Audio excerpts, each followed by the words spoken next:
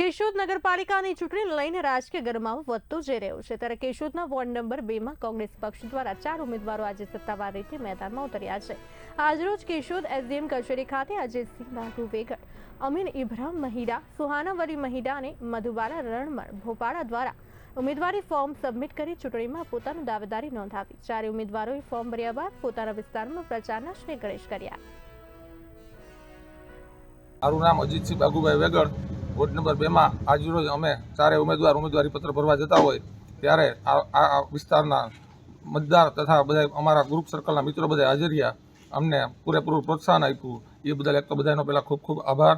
અને બીજી વાત તો આ વોર્ડ પહેલેથી કોંગ્રેસમાં રહેલો છે, આ વખતે પણ કોંગ્રેસને મત આપી અમને જંગી બહુમતીથી વિજેતા કરશે, અમને પૂરેપૂરો વિશ્વાસ છે। બીજું, આ વોર્ડના જે કોઈ અધૂરા પ્રશ્નો રહ્યા હશે એને અમે પૂરા સોલ્વ કરવા માટે પૂરા